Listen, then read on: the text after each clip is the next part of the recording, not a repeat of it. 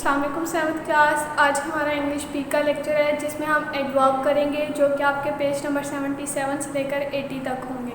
उसके बाद मैं बुक पर ही आपको एडवर्ब की डेफिनेशन करवाऊंगी, लेकिन आपने वो डेफिनेशन अपनी कॉपीज़ पर लिखनी है और उसको याद भी करना है।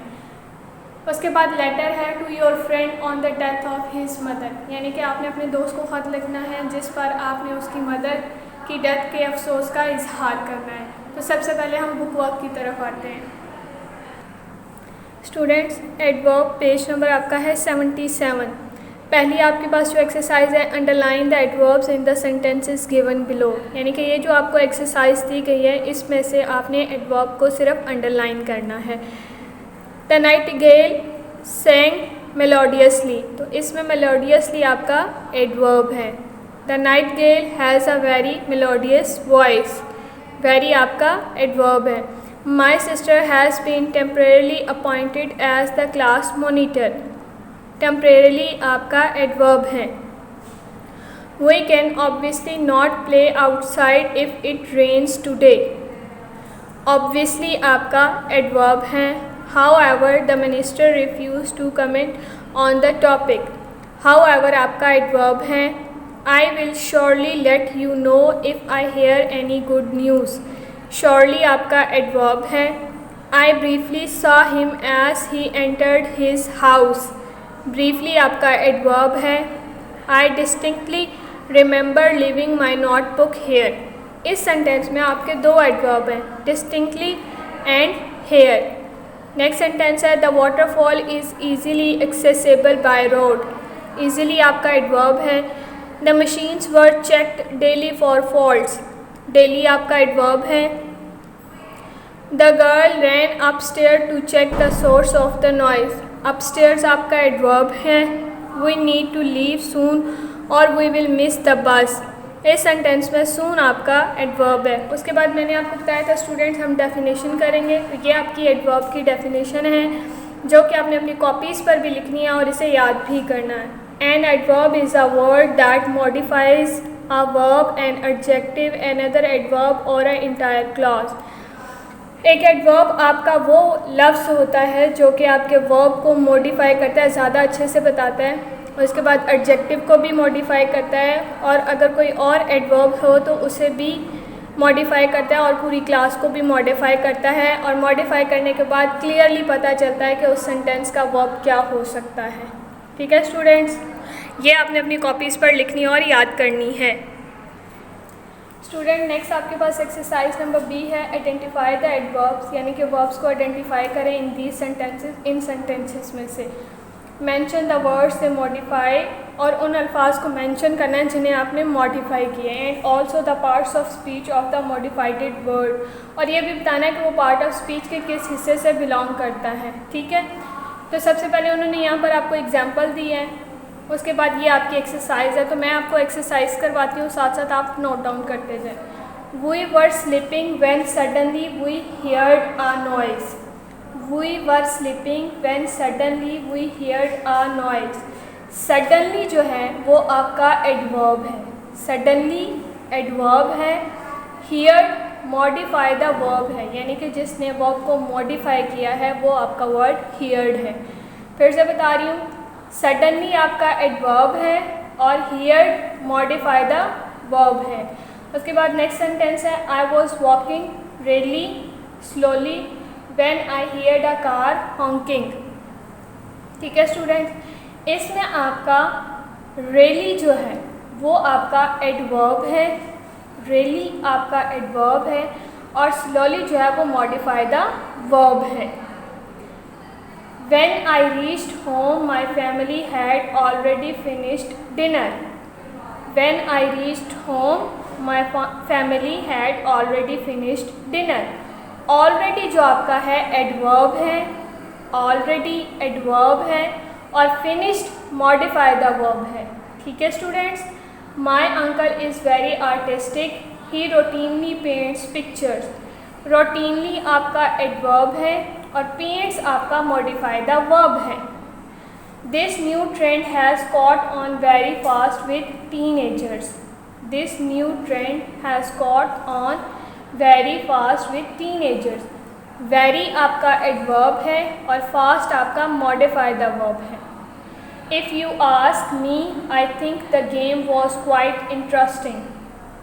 क्वाइट आपका एडवर्ब है और इंटरेस्टिंग आपका मॉडिफाई द एडजेक्टिव है, क्योंकि क्वाइट यहाँ पर एडजेक्टिव है। आपने प्रीवियस पढ़ा होगा कि एडजेक्टिव वो होता है जो क्वालिटीज़ को बयान करता है और जिनकी हम डिग्रीज बनाते हैं। ठीक है, तो एडवर्ब तो आपको मैंने पीछे बता दिया कि एडवर्ब वो होता है जो आपके वर्ब को मॉडिफाई करता है। और यहाँ पे जो बताया गया ना मॉडिफाई द वर्ब, इससे क्या मतलब है? इससे मतलब है कि जो आपको ये एडवर्ब दिया गया उसके बाद ये जो वर्ब है ना इसको मॉडिफाई किया गया, यानी कि पूरे सेंटेंस को मॉडिफाई करने के लिए इनको यूज़ किया गया है। इनके ज़रिए हम वर्ब को मॉडिफाई कर सकते हैं। उसके बाद है काइंड्स ऑफ एडवर्ब्स। एडवर्ब्स की कितनी काइंड्स होती हैं? ठीक है, adverb answer 5 basic questions that help us classify them into 5 basic types. ठीक है, आपके जो एडवर्ब्स होते हैं उनमें 5 टाइप के क्वेश्चंस होते हैं और उन्हीं के अकॉर्डिंग उनको मॉडिफाई या क्लासीफाई किया जाता है। सबसे पहले आपके पास आता है व्हेन। व्हेन आप तब यूज़ करते हैं जब आपके पास एडवर्ब ऑफ टाइम होगा। जब किसी सेंटेंस में वक्त का जिक्र आएगा तो वो आपका एडवर्ब ऑफ टाइम बनेगा और उसके लिए क्वेश्चन हम व्हेन यूज़ करेंगे। नेक्स्ट है वेयर, एडवर्ब्स ऑफ प्लेस। जब आपके पास एडवर्ब ऑफ प्लेस सेंटेंस में होगा तो उसके लिए हम क्वेश्चन वेयर यूज़ करेंगे। फिर है आपके पास हाउ, एडवर्ब्स ऑफ मैनर। जब आपके पास किसी सेंटेंस में एडवर्ब्स ऑफ मैनर आएंगे तो उसके लिए क्वेश्चन आपका हाउ होगा। फिर है एडवर्ब्स ऑफ फ्रीक्वेंसी। जब किसी सेंटेंस में फ्रीक्वेंसी आ जाएगी तो आप हाउ ऑफन यूज़ करेंगे। उसके बाद लास्ट है एडवर्ब्स ऑफ डिग्री। जब किसी सेंटेंस में एडवर्ब्स ऑफ डिग्री आ जाएगा यानी कि वो कितनी ऊपर और कितनी नीचे है तो उसके लिए आप क्वेश्चन हाउ मच यूज़ करेंगे। ये 5 बेसिक्स आपके एडवर्ब्स की काइंड्स और उनके क्वेश्चन हैं। तो एक्सरसाइज नंबर सी देखते हैं हम। This novel is extremely good specially it's plot. देखिए लफ्ज़ आपके पास ऑलरेडी अंडरलाइन है, सिर्फ हमने उनको बताना है कि ये क्वेश्चन है और एडवर्ब की कौन सी काइंड्स हैं। काइंड्स जब हमें पता चलेंगे तो उसके अकॉर्डिंग हम क्वेश्चन सेट करते जाएंगे। तो यहाँ पर है this new novel is extremely good specially it's plot. तो ये एक्सट्रीमली यहाँ पर आंसर है, ठीक है, और ये एडवर्ब ऑफ डिग्री है। इसमें हम हाउ मच भी यूज़ कर सकते हैं। नेक्स्ट सेंटेंस है he tried calling her mother but she was away. Adverb of place है तो उसके लिए हम क्या यूज़ करेंगे? वेयर। नेक्स्ट सेंटेंस है leave your wet shoes outside in the sun so that they can dry. Outside already underline हुआ है, ये भी आपका एडवर्ब ऑफ प्लेस है तो यहाँ पर भी हम वेयर का इस्तेमाल करेंगे। I could hardly believe that I was seeing my friend after 10 years. Hardly आपका ऑलरेडी वर्ड अंडरलाइन हुआ है, ठीक है, ये एडवर्ब ऑफ डिग्री है तो ये भी आपका यहाँ पर हम हाउ मच यूज़ करेंगे। ठीक है, एडवर्ब ऑफ डिग्री है तो इसके लिए हम हाउ मच यूज़ करेंगे। Do you realise that our supplies are nearly over. ये आपका एडवर्ब ऑफ डिग्री है तो इसके लिए भी हम हाउ मच का इस्तेमाल करेंगे। ठीक है, क्वेश्चन इसके लिए हाउ मच हो सकता है और ये काइंड्स में से एडवर्ब्स ऑफ डिग्री इस्तेमाल करेंगे। Whenever we needed them they gladly come over to our place. Place का जिक्र आ गया तो ये एडवर्ब ऑफ ग्लैडली यानी कि खुशी से आएंगे तो एडवर्ब ऑफ मैनर होगा और एडवर्ब ऑफ मैनर के लिए हम हाउ का क्वेश्चन इस्तेमाल करेंगे। आई डिस्टिंक्टली रिमेंबर मीटिंग हर समवेयर बिफोर। इसमें आपके 3 वर्ड अंडरलाइन है और आपने तीनों को बताना है कि वो कौन सी काइंड्स हैं और उनके लिए कौन सा क्वेश्चन यूज़ होता है। सबसे पहले आपका अंडरलाइन वर्ड है डिस्टिंक्टली, ये आपका एडवर्ब ऑफ मैनर है, इसके लिए हम हाउ का क्वेश्चन यूज़ करेंगे। फिर आपका समवेयर अंडरलाइन वर्ड है, ये आपका एडवर्ब ऑफ प्लेस है, इसके लिए हम वेयर का इस्तेमाल करेंगे। लास्ट है आपके पास एडवर्ब ऑफ टाइम तो इसके लिए हम व्हेन का इस्तेमाल करेंगे। I am going upstairs, could you please send my dinner to my room. Underline word है अपस्टेयर्स, ये आपका एडवर्ब ऑफ प्लेस बनेगा और इसके लिए क्वेश्चन हम वेयर यूज़ करेंगे। The broadcasting rights have been given exclusively to MN news.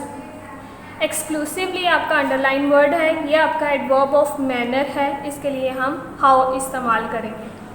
Father looked at me seriously and I knew something was wrong. Seriously आपका अंडरलाइन वर्ड है, ये आपका एडवर्ब ऑफ मैनर है और इसके लिए क्वेश्चन हम हाउ इस्तेमाल करेंगे। ठीक है स्टूडेंट्स, एक्सरसाइज नंबर C उम्मीद करती हूँ कि आपको समझ आई होगी।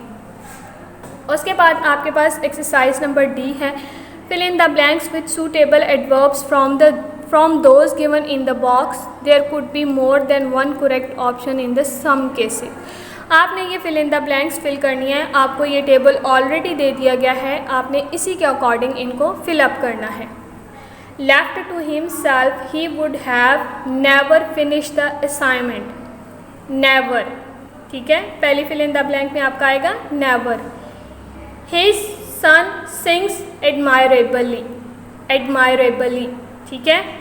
We dash missed the train, almost, we almost missed the train. The old man dash takes a nap in his chair, frequently, frequently.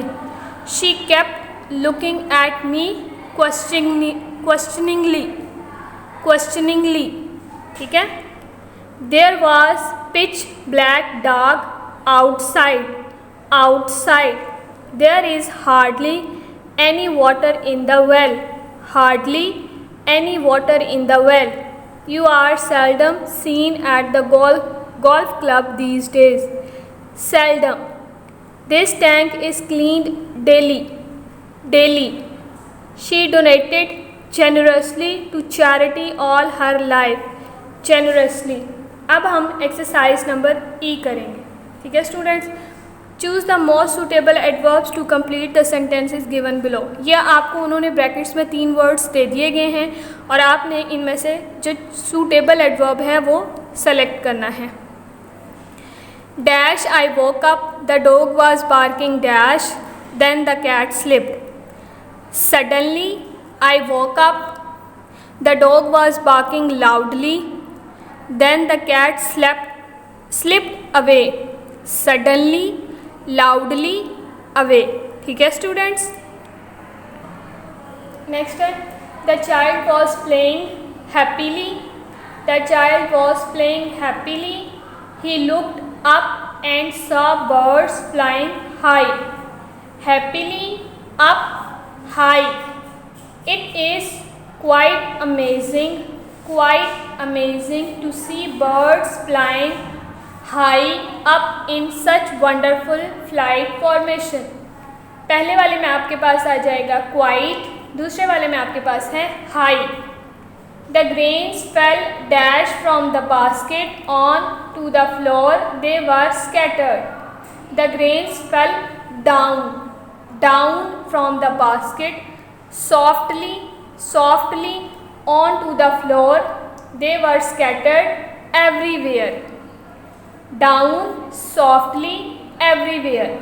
It is dash warm dash, there is some breeze। It is very warm, very warm, inside there is some breeze outside। Very, inside, outside। The pole star is shining brightly, look, it is clearly visible from here, brightly, clearly here। Undoubtedly the weather, undoubtedly the weather there in the month of November is delightfully, undoubtedly there, delightfully। Evidently something has gone, evidently something has gone terribly wrong। The morale of many people has been badly affected। Evidently, terribly, badly। They have worked really hard and not indifferently, they need to be rewarded suitably। Really, indifferently, suitably. Peacocks dance beautifully. I have certainly seen a peacock dance gracefully. Beautifully, certainly, gracefully. ठीक है।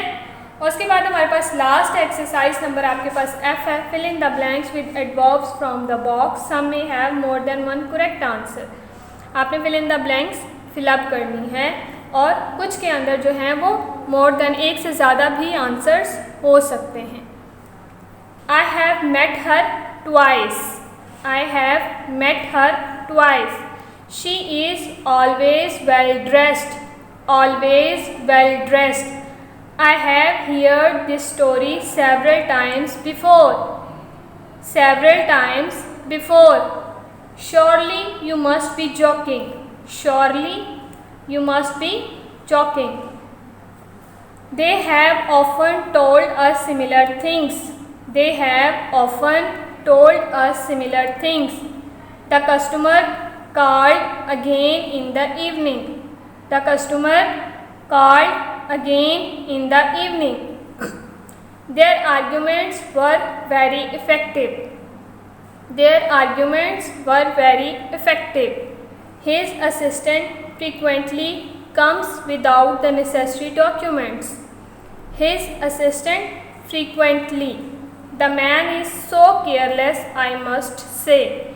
The man is so careless.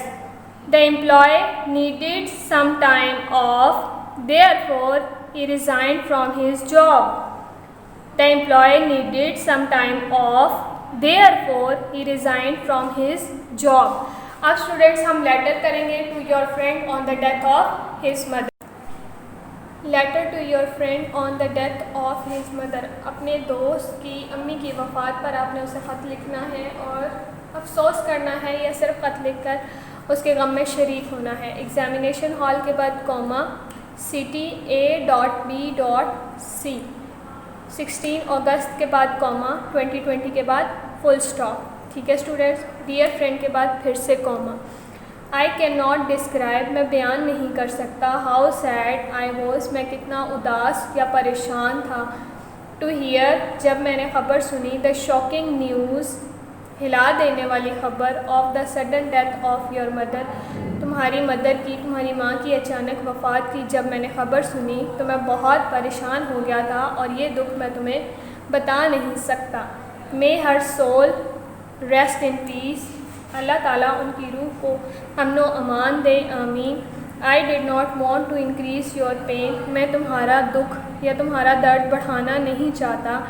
But I just wanted to convey my deep sympathy to you in your grief, लेकिन मैं अपनी बहुत गहरी रहम दिली, हमदर्दी या गम ख्वारी तुम्हारे गम में शामिल होने के लिए सिर्फ तुमसे करना चाहता हूँ। May God pursue and support you in this time of great trial. May God, Allah Taala से दुआ है कि वो तुम्हें हील करे और तुम्हारी मदद करे तुम्हारे इस अजीम आजमाइश के लम्हे में। ठीक है, आमीन। योर्स ट्रूली के बाद आपने कॉमा लगाना है x.y.z। स्टूडेंट्स, हमारा आज का लेक्चर कंप्लीट हुआ। स्टे सेफ, अल्लाह हाफिज़।